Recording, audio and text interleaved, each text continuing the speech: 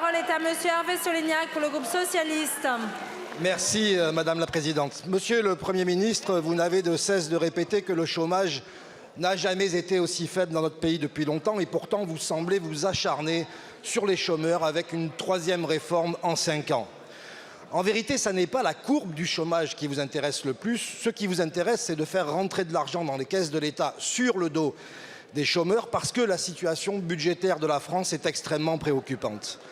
Vous êtes donc à la tête d'un gouvernement qui en vient à réduire les droits des Français pour atténuer le déficit de l'État.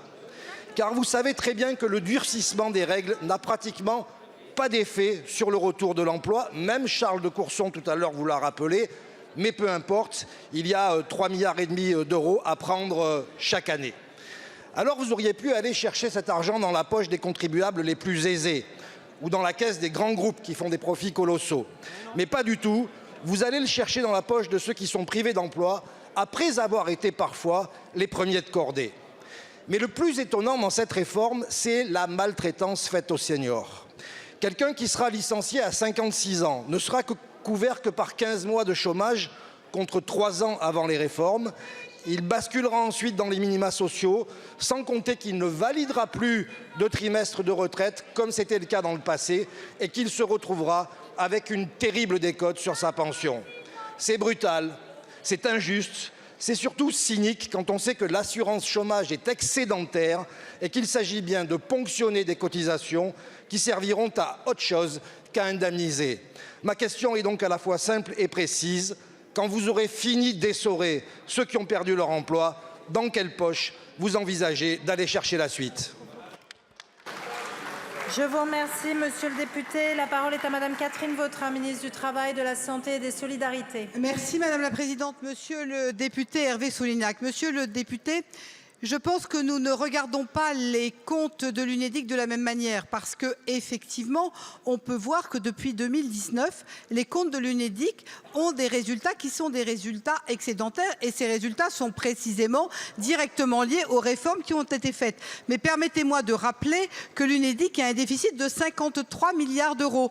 Donc si pour vous c'est l'équilibre, je crois qu'il y a quand même là une différence extrêmement importante. Et deuxièmement, comment est-ce qu'il y a eu 2 exercices, 3 exercices même excédentaires, c'est précisément le résultat du retour à l'emploi d'un certain nombre de personnes, puisque 2 500 000 chômeurs ont effectivement retrouvé le chemin de l'emploi. Alors maintenant, chacun peut effectivement dire qu'il n'y a pas d'éléments qui permettent de voir que la durée d'indemnisation a une influence. Moi, je vous cite des choses très classiques. Je regarde l'Autriche, la Slovénie, le Portugal, l'Allemagne, la Finlande.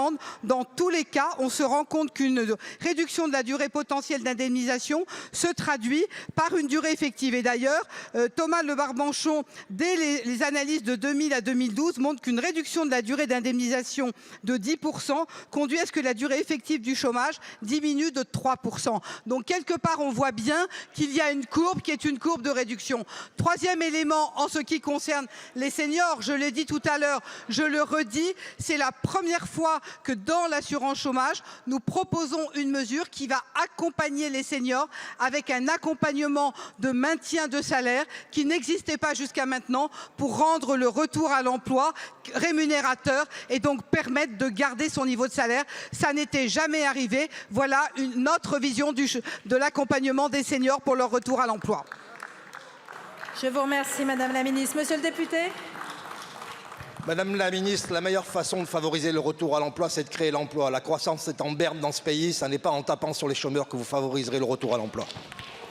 Je vous remercie, monsieur le député. La parole est à présent à monsieur Adrien Clouet pour